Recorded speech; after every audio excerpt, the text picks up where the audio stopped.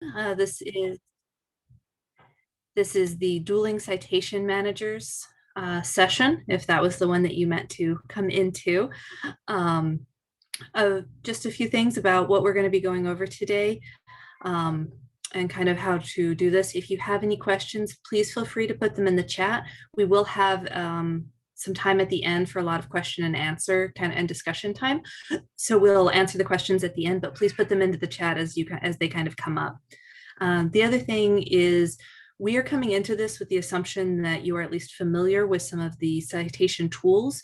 We're going to be doing kind of a deeper dive, but for this session, we're not doing any sort of introductory thing on either of the tools or kind of how to install them, that sort of a thing. So this is going to be just kind of tips and tricks for a few of the citation managers. And with that, I am Megan Hunt. I am the Public Policy Liaison Librarian and Reference Librarian at Georgetown University. And I'm Topher Lawton. I am the Instructional Technology and Assessment Librarian over at Georgetown. And so to give you a little bit more of a plan for the session today, or an overview for what we'll be talking about, as Megan alluded to, the plan today is really to look at citation managers in context. So in the library context, this isn't a workshop on Zotero or on RefWorks, but really thinking about those two tools and other tools that are coming together in the library world, in that context here. So we'll look at some of the similarities across citation managers. This is, I think, a nice way to kind of ground the conversation, give us some common ground to talk about. But then, because Megan and I are both proponents of RefWorks and Zotero, respectively, we also want to show off kind of the killer features of each of those two pieces of software. So we will, again, start more generally, talk about ways to compare citation managers. Then we will move a little bit more specific, look at Zotero, look at RefWorks. And then finally, if we have time, we will look at ways to use those tools in the classroom, ways to teach students, whether it's library instruction related, whether that's through workshops, and really think about how we can do that. And of course, we'll keep an eye on the clock and leave plenty of time for your questions for discussion at the end of the session. So moving right along. I think it's important to think a little bit about the landscape of citation managers. When we talk about citation management or citation management software, what does that do? What does that mean? Because there's a lot of options out there. Certainly we have RefWorks and Zotero, which we'll be taking a deep dive on today. There are a lot of other tools like Mendeley and EndNote. Noodle tools and papers are both a little bit more commonly used in the sort of K-12 environment. So some of our incoming students may be a little bit more familiar with those. And there's very specialized citation managers like JurisM, which any of our law school colleagues will probably be familiar with because it's a little bit more specialized for legal citation. And this is a broad landscape for citation managers, but in a nutshell, they all kind of do the same thing. They are tools designed to sit in a research workflow and help you manage any of the sort of citable resources that you have. So you can think about ways to talk about those, whether you call them research resources or references or even just scholarly items, whatever those look like. Chances are good if a researcher is wanting to work with an item and sort of contribute to that scholarly conversation, then they'll want to be able to use a tool like this to help keep track. In general, I tend to recommend a tool like this to anyone with a project that's going to have more than half a dozen citations. So low-level undergrads who only need 1 or 2 citations in a paper may do that, manually, and that's totally fine. But for most folks, I think, especially for graduate level research or professional researchers, they're going to want to establish a much larger library of tools. And there's lots of ways to think about what those tools can do. Again, in a lot of ways, they're fairly similar. And we'll talk more specifically about some of the differences in a few minutes. But any of these citation managers are designed to do 3 or maybe 4 things pretty well. They're going to allow you to gather research resources, whatever those look like, gather your citations, a couple of different ways. You might be able to add those things automatically from library databases. Certainly, you'll be able to type them in, add them manually. And oftentimes there's import, either from a direct PDF upload or from a different file type than that. But you can bring things into your library of resources. Once they're there, of course, you can manage them. So you can think about the different folders and tags and different ways to keep track of all of your sources, often taking notes or annotating the different pieces that you've brought into your library, sometimes taking standalone notes, and we'll look at that in a few minutes. And then finally, all of that sort of gathering and organizing isn't all that helpful if you can't then use those resources in your writing, in your research work. And so citation managers almost always have an easy way to turn those resources into citations, whether that's a plugin for Word or Google Docs, whether that's manual copy and pasting, or again, export. So folks who are working with BibTech, say in the sciences, if you're really formatting something with the LaTeX or LaTeX software, then you can still export things from a citation manager into a format those layout tools can use. And then finally, one thing that more and more citation managers are getting better at is collaboration.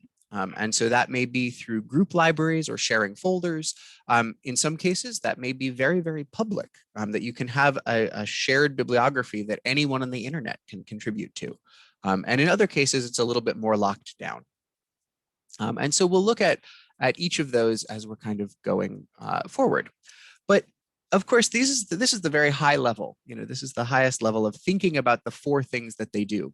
You can really get into the weeds. And we've also put together a checklist that we'll be sure to share with all of you after the session. So the slides, this document, and some other handouts will be available, I believe, within the coming weeks through the WRLC intranet.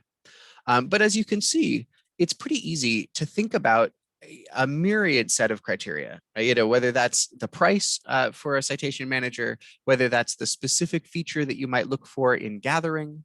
And again, for managing and organizing, they all do things slightly differently. And then similarly with citing and collaborating. So we'll make sure that you have this checklist, and we've left room for you to add your favorite citation manager as well. And so you can think about that as we go. Now, hopefully I can jump right back in. Excellent.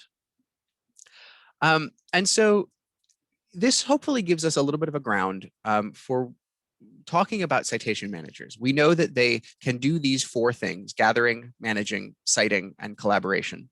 But let's take a look at the 2 tools individually that we really want to show off. So Zotero and RefWorks are the ones that we're going to work on.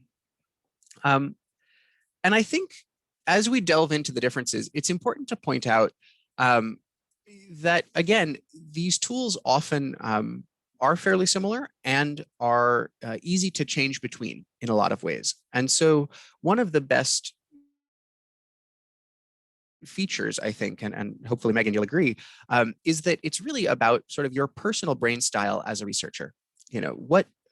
Which tool you pick, which one makes the most sense to you, is going to really depend on a set of your circumstances, the kind of material you want to work with, the sorts of citations you need. For example, if you're a law student, you probably want to use one that does Blue Book legal citation fairly well. If you are in the humanities, you may not care about Blue Book citation. You're never going to work with legal documents there. You want to have one that works really well with the archives that you're looking at and manuscript collections. So a combination of those factors are going to really come into play when we're thinking about the specific differences.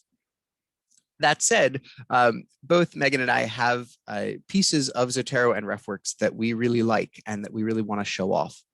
And so I think we will go ahead and dive right in.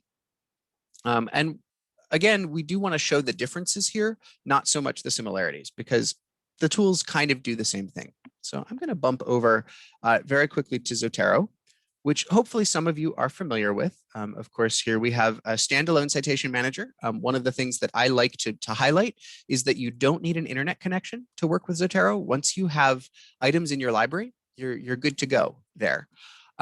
When we're thinking about the sorts of ways that you can get things into your library, of course, all of them let you add things manually, add things by import. But one of the things I find most exciting about Zotero is that if you're working with a large collection of items, you can pull those all in at once using our magic wand. So for me, this is one of the killer features on the gathering side. And then I can pull up a list of, say, 3 ISBNs, copy and paste those. And then using our magic wand or add items by identifier, I can put those in, and once I hit search, Zotero is going to go out and try and find the citation information for those articles. As you'll see, only 2 of them showed up. So it's not a perfect system. However, it is usually a pretty good shortcut there, and especially with DOIs, PubMed IDs, or archive IDs. So the 3 other archive types, those are already digital identifiers, so they're really strong for pulling in metadata. ISBNs, especially older ISBNs, are a little bit more hit or miss, but still, I think, really, really powerful tool there. Another thing that I find appealing about Zotero is the management potential, and there's 2 things I want to talk about. So the first is that besides folders, I think that Zotero's tagging functionality is really powerful. And so within a particular library, you can create whatever tags you want. In some cases, items will come in with tags from library databases. So for example, lost and found possessions is not a tag I created, and I can just go ahead and get rid of that if I want. But I can also assign colors to tags. And what I really like about that is that then those colors appear as dots next to my items. So just at a glance at my library window, I can see which items have which tags attached. In addition to that, I can create notes in Zotero. And of course, I can create notes on items. You've always been able to do that. But I think it's important to also be able to write up scope notes about the project you might be working on. So I can just very, very easily add a standalone note not attached to any item that says, here's the scope of the project, or whatever I might want to say about that. I can keep myself organized using those standalone notes. And of course, for reading notes or interesting pull quotes, anything like that, I can attach child notes to specific items as well. In terms of citation, of course, Zotero, like most of these tools, has plugins for Microsoft Word, Google Docs, also LibreOffice. Zotero is very much in the free and open source software ecosystem. But I also think that for my research workflow, one of the most powerful things is the quick copy option. So I'm going to pull Zotero over to one side and grab Microsoft Word on the other side. If I want to very, very quickly grab a citation, say for an email or in some other quick version that doesn't require me to have a link back to my Zotero library, all I have to do is literally click and drag. And then I will get that citation in whichever citation style I have configured. So I believe this is APA 7th edition is probably what that might be. And I can do that for one option, or one item rather. I can also very easily grab an in-text citation. And I can do that also for multiple items if I wanted to. And we'll pull all of those in at once. And you'll see, as with any of these tools, it may not be perfect. It's always good to check over them, but certainly it's a lot faster than any sort of manual typing out of a citation there, and a lot more complete. The reason I like this copy and paste or click and drag copy paste is that it's more complete than me just trying to type out a title, maybe a DOI. No, I can pull the entire citation right away. It's important to mention, although I don't have a quick demo for it, that Zotero also allows for really good public collaboration. So you can set up a Zotero library that will work with anyone that you want to collaborate with, really, but you can even make it fully public so that anyone on the internet can add items to your Zotero library. There's also, of course, somewhat more limited collections that are a little bit more powerful. You can give people more permissions, but at the basic level, you can set up a public library that anyone can add to fairly easily. So for me, in my 5-minute quick demo, I think those are the things that stand out to me, as well as Zotero's free software nature, non-proprietary nature, as reasons that I really like Zotero and things that I'll hope you consider if you're talking about Zotero in the future. But now I will turn it over to Megan for a look at RefWorks. Yes. So kind of how Topher was talking earlier about the fact that some sometimes the citation managers make more sense to people than other ones. So I've tried to use Zotero in the past. I've found it very hard for me to kind of wrap my head around how it works. Even though I've actually sat in on Topher's workshop in the past to learn how to use it. RefWorks, however, made intuitive sense to me. And this is kind of what I found even when I'm working with students, is that different citation managers seem to make sense. And so if I have a student who's really, really frustrated, I will actually suggest other ones. I will say I have a tendency to default to RefWorks because, like I said, that's the one that makes sense to my brain. So I want to show a few of my favorite things about RefWorks and kind of the reason that I like it. Zotero, because it is open source, it's a little bit more, I will say, maybe I'll say that the RefWorks is a little more flashy looking because it is owned by ProQuest. There's a little bit more on the back end. It is a paid service that the universities pay for, but that also means that they've integrated it in different ways. It's not a standalone program on your computer, which makes it nice if you are working on multiple computers. You just sign into the website and everything is there ready for you. You can see I have, this is in our Georgetown catalog, Hoya search. When you pull anything in from here, there's actually a export to RefWorks button directly. It also works well with Google Scholar. In their little quotations after you run a search, you can import into RefWorks. RefWorks is moving away from their legacy version, so I always try to steer students to the new RefWorks.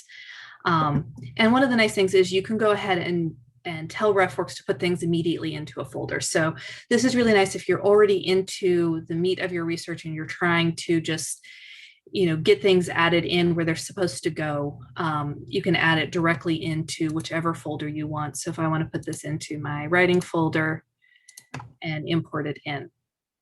And so now I have my article in here. RefWorks is nice because it does have the last ones that you've imported, so you can kind of see what all's been going on. It will actually tell you, here are all your articles that are not in folders. So you can actually go in, and if there were any that you didn't automatically put into one, you can go ahead and sort them. A few nice things that RefWorks has, since a lot of the times, you're looking for that Save to RefWorks button. It works the same way in library databases. That in most of them, there's either an export to RefWorks or save to RefWorks. But RefWorks does actually have in their tools a Save to RefWorks button. And so this is something you can put up in your favorites bar. And that way, if you are on a website, you can click that button and it will pull as much metadata as it can and try to format the reference for you. It does that a little less reliably than pulling from things like Google Scholar or library catalogs or the databases, just because the metadata in those is already kind of pre-formatted to be in the correct way that it's needed. But it's good to help get in websites and those other kind of random tools. You can also drag in PDFs and it will try to pull metadata from that if at all possible. Those probably come in looking a little bit worse than the websites, but you can go in and edit anything. It's just ProQuest is trying to make it helpful to get material into their system as easily as possible for people. And one of the other things that I also really like is in their tools, they have bulk edits. So you can actually come in and manage different fields in all of your resources at once, or everything within a folder at once. So if you're wanting to add tags, if you're wanting to add, any sort of notations, you can kind of go ahead and do that bulk for everything. One of the other kind of gathering features, and this really is dependent on your university, is the search databases. So this is not something that Georgetown has set up, so I can't really demonstrate it. But a lot of the other universities will actually let students search their databases within RefWorks. And so that's nice for students being able to pull resources into here easier. When you do have a PDF in, you can read it. within here, you can highlight, you can take notes.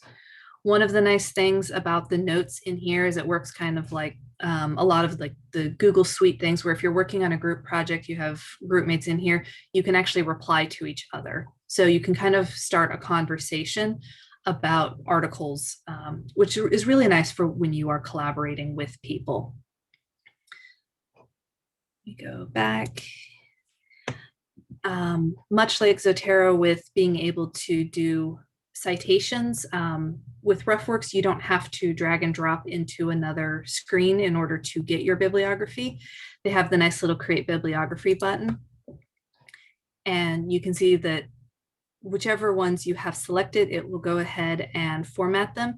If you need to change the style, you can just choose the new style, and RefWorks automatically updates depending on which style you're needing to use. There is also in their tools, they have a plugin for both Word and Google Docs. You can kind of see an example here on the screen. It's just a new tab that pulls up in your Word or Google Docs, and it lets you do your in-text citations. By going into Insert Citation, it pulls up all of your folders, lets you pull whichever citation. If it's something where you only need the page number, it lets you make all of those adjustments right there in that window. And then it keeps track as you go through your paper writing and entering the in-text citations or footnotes if you're using Chicago. And then when you get done at the end and you click your bibliography, it inputs all of your references at the end of your paper that you used within it. This is one feature that I really like, because if I have 40 articles in my folder, but I actually only used 15 of them, within Word, RefWorks is only going to cite the ones that I cited. So I don't have to worry about going through and being like, well, wait, did I use that one in my article? No, let me make sure I delete that out. So it's nice having that in the option, and it works in Google Docs as well. For sharing, you can share a folder. And what's really nice with RefWorks is you can share specific folders. You can share folders with, let me see if I can. I think it's going to want a folder.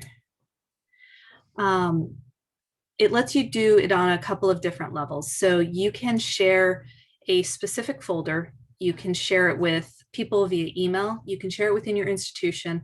And actually within the past month, RefWorks has now actually opened up to let you publicly share your folders as well. That wasn't an option until a few weeks ago. Within sharing in those 3 different groups, you can also decide whether you're going to share just so people can see, whether people can add, or whether people can actually edit as well. So you have 3 different options for who you share with, and then 3 different levels of what can they do with your folder. So I really like the versatility of, if you have a public folder and you just want people to see it, versus, for students having a group mate being able to add and edit and collaborate, use some of those tools on the PDF of being able to have conversations. So that is my quick introduction to RefWorks. Let's go back.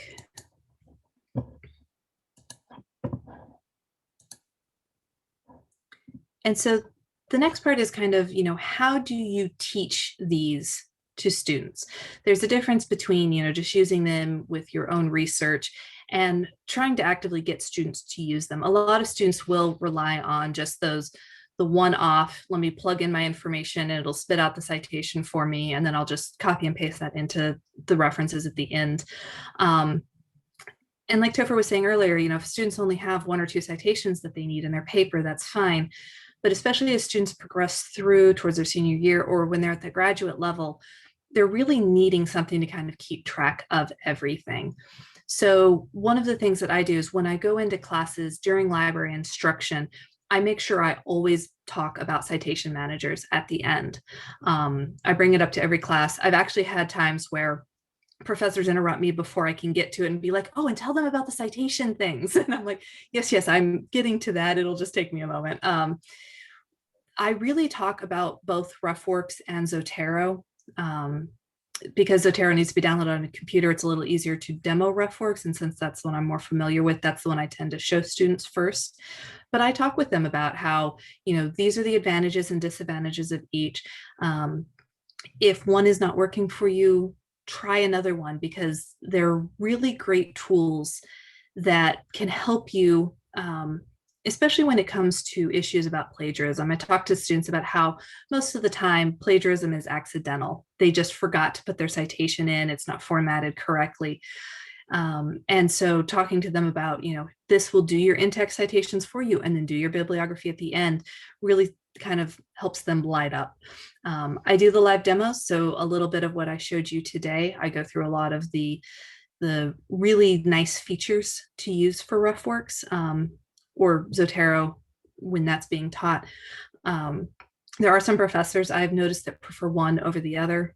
I do try to accommodate that when at all possible, but showing them how it works, showing them that create the bibliography screen that usually gets them excited. And then I really do try to tie it to their class assignments. So, if they have an annotated bibliography, I show them, here's how you generate the bibliography. Now you can copy and paste that into your document and do your annotations underneath each citation. I show them how to share folders if they have group projects that they're all needing to work on. So I try to tie it to the exact things that they're going to need in class to show them how useful it could be.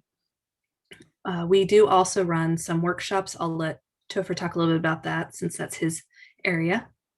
Yeah, so at Georgetown, we're offering workshops sort of by request, at least pre-COVID. And so the thinking about citation manager workshops, we would occasionally do RefWorks workshops. There seemed to be some hunger for Zotero workshops as well, particularly among our graduate students.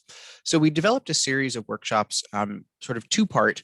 The first being really Zotero from scratch, really from no assumptions whatsoever. We'll help you install it, and then we'll walk you through the basics from finding a reference or two that is interesting to you, putting it in your library, putting it in a folder from there, and then generating citations and bibliographies from that citation. It helped certainly in the library's classroom that we had Zotero already installed. So certainly anyone who brought their own laptop could get Zotero installation help from us. We would walk them through the process, but anyone who just wanted to come and try it out could use one of the library's computers and help with that. In the COVID era, so as we transitioned there, we moved most of our workshops online, which actually allowed us to expand the offerings, at least in terms of number of seats. So it used to be that the library classroom had at max 30 seats, 24 computers, and we were able to get audiences of 60 and 70 in the COVID era via Zoom workshops. And at that point, our tips and tricks workshop really flourished. So on top of the Zotero from scratch, we did offer sort of an intermediate workshop that showed off some of the things I talked about today, really did a deep dive on tagging and research workflows. How do people actually integrate tools like this into their research? It would also highlight a couple of things that we don't really have time to talk about in the Zotero from scratch workshop, including collaboration. And we would really focus on getting there. And we'll, again, make sure that the outlines for those workshops are shared as sort of extra documentation with our workshop materials today. We also have some sample assignments, both from the in-class citation idea, this idea that it's course-related instruction. We really want that to happen synchronously. We're going to come in, we're going to live demo and do things like that. I know both Megan and I have also developed in consultation with faculty members some asynchronous assignments. So I had a professor who really wanted their students using RefWorks, but didn't have any class time to devote to a demo. And so between a set of instructional videos and a couple of self-guided assignments, we were still able to build a course unit that would really let their students play around with the tool and get some familiarity in ways that felt relevant. Because I think that's really key, right? You don't want to just introduce a tool with no reason for a student to use it. You really want to make sure that they can tie that back to their group projects and their actual assignments.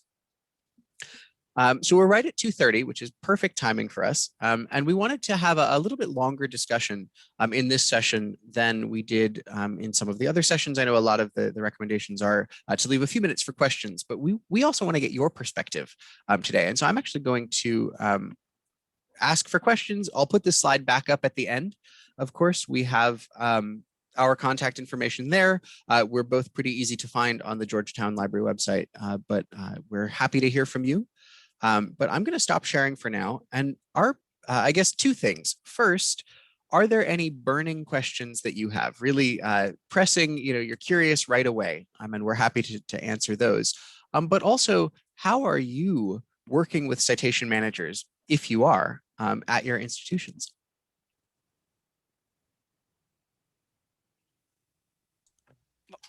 And you're welcome to put questions in chat. We'll try to get to those. You're also welcome to unmute yourself and voice them.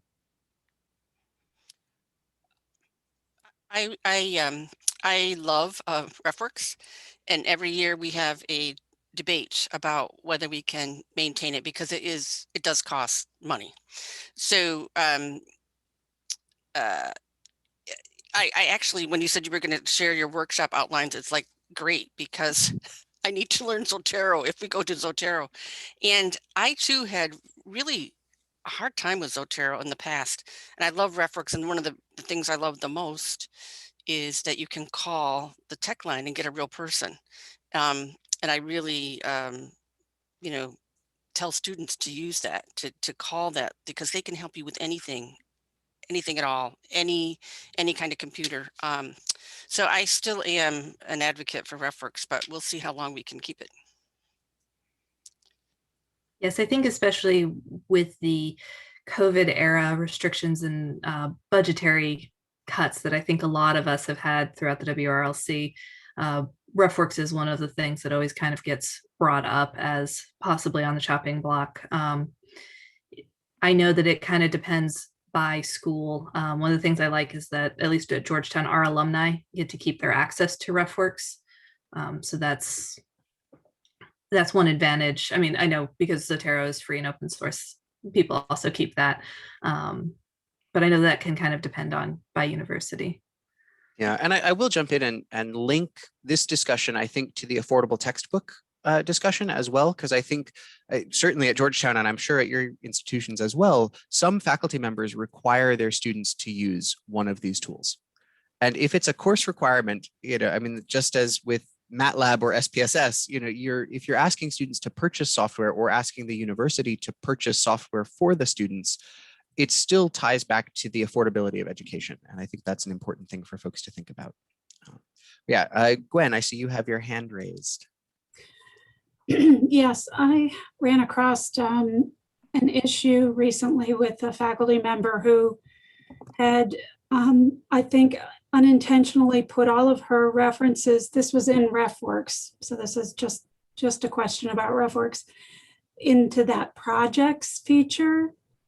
And I've never really used it because it seems like it's duplicating the folders, and I just didn't really see much point other than to lose or think that you lost all of your stuff like this professor did. Yeah, Megan, any thoughts on that? Yeah, so one of the things that I've done that I've noticed with the folders, it used to be that you could only put things into one folder. And now you can put them into multiple folders. You said that it was the projects. Yeah. I will say I haven't used that myself. I rely on the folders. Yeah, same here. And I don't, does anybody use and love that feature and can tell us why? What it's good for? I don't know. Yeah, that's not one that I've really used or looked at much in depth. So if anyone else has, I would also be happy to hear about that. That's one I would call tech support on, because I would call them right away and say, how do I help this professor? Yeah, I think this is also, I mean, one of the terrifying moments in citation manager history, at least recently, was Mendeley, which of course is heavily used. It's an Elsevier product, very, very commonly used in the sciences. Stripped away group functionality if you had free accounts and deleted everything in those shared folders. As far as I know, irretrievably, like that stuff is just gone. And so we've seen a lot of researchers lately leaving Mendeley in droves because, oh, they've just lost, 3 years of citations or 5 years of citations. And this is why, no matter which of these tools you're using, I also suggest that people take occasional backups. You can always export, usually in a file format like .ris, which is a shared citation format. There's a couple of other ways that you can usually get your citations as well. And it's just an occasional insurance policy to have things like that. Obviously, it may not be as fully featured. It might not have annotations or notes the same way that you hope that they would, but it does help, I think, to encourage people just in case to take a backup. There's a question in the chat about showing students besides showing students the bibliographic managers, you talk about deciphering citations. Oftentimes students don't know how to differentiate between books and articles. And I will say a lot of times I don't delve into that unless that's something that instruction session is for. So if the professor has requested just kind of a brief half-hour introduction to the library and the databases and how to get access to those sources, I won't necessarily go that in depth. But if it's something where I have an entire class period and we're really working through those kinds of concepts, oftentimes when I'm just teaching the citation managers, though, I don't get into that part of it. Yeah, I think it depends what faculty are asking for. Of course, container collapse, this idea of not understanding, exactly what type of article or book or material that something is, because everything just shows up as a web page now. This is a big problem. And I think a lot of faculty members are talking about this, and a lot of instruction librarians are also talking about this. But I think that if I have been asked to provide an introduction to a specific tool, maybe I can start that conversation with the faculty member ahead of time. Like, oh, well, are you asking this because your students are having trouble? Do I need just 20 minutes to demo the tool, or do I get a full class session to really go into some of these issues as more of a guest speaker, a guest lecturer? It's tricky, but I think at least at Georgetown, we are positioned very much as a service library, and I think as everywhere. And so we are in service for what the faculty are asking for. And that in some ways is sidestepping, but I also think that boils down to our position at the university too. We have a question in the chat about the metrics provided from RefWorks to library admin, and how those metrics and use statistics and things like that are used to justify the cost of RefWorks a lot of times. And it is a question about, well, Zotero is free. There might not be, you may not need metrics to justify the cost of a free software, but how are those metrics valuable? And I will say, I didn't lean into this, but I think it's a privacy issue there. While the metrics provided by RefWorks aren't quite as creepy as learning analytics, I do think that you find it's information that we shouldn't necessarily have. And this is yet again an example of a vendor providing or taking from our students information and in essence, putting it up for lots of people to surveil. I don't personally like that. I strive to use software projects that aren't going to strip my privacy out as a side effect. And so Zotero's lack of metrics is a bonus from what I see. I also know that, yes, there is syncing from Zotero, so you can go from one computer to another very easily. But when your library is synced to the Zotero cloud server, it's encrypted. So no one's going to spy on your work that way. There's another question in the chat about, can these citation managers handle media like video or interview citation? I will say the Save to RefWorks button does try to pull some of that metadata. Like if you are on a YouTube video of a TED Talk, it will try to pull some of that information. It's not super accurate. It really depends on the metadata that's embedded either within the page or within the video. I will say I haven't tried a lot of media. I've mostly used because I did not have citation managers, when there's something that is one of those really odd ones, I'll still kind of just code that one by hand for me personally. And most of the students that I've had haven't been needing to use it, so I haven't had to do that too much. But I do know that that's one way to get the information pulled in, and then you can edit it if that didn't pull the metadata incorrect. Have you used that Topher in Zotero? Yeah, without wanting to gush, it handles it pretty easily. And I'm going to share my screen very quickly just to show you. So, of course, when we're talking about citation information and item type here, what we're really talking about in a citation manager is the metadata fields that are available. And each item type is going to have slightly different metadata because, of course, you know, a magazine article may not have a volume number. It might, but a book isn't going to necessarily have an issue number or something like that. Zotero, if you're adding things manually, besides automatic pulling into Zotero, which works fairly well, you have many, many options for types of document, item type there, and everything from blog posts and video recordings, podcasts, radio broadcasts, anything like that. Zotero was really built for web researchers. And so one of the other things that Zotero does automatically that I like is if you happen to pull in a web page, and I'm not sure that I have any here, it will actually pull in a snapshot of the page you've pulled it from. So yeah, here is a blog article from Retraction Watch. And not only did it pull up all of the citation information out of Retraction Watch, but it pulled, let me see if it'll share this again. Oh, no, all right, I won't bother opening it, but it will pull up the HTML from the page that day. So I get the specific page that I used, which is also really helpful if you're working with sources that may change often, if you're working with web sources that might change a lot. And so I will stop my sharing again there. And RefWorks does have all those options as well, you know, especially if you're putting something in manually. So it also functions with those different metadata fields for media and other types of resources.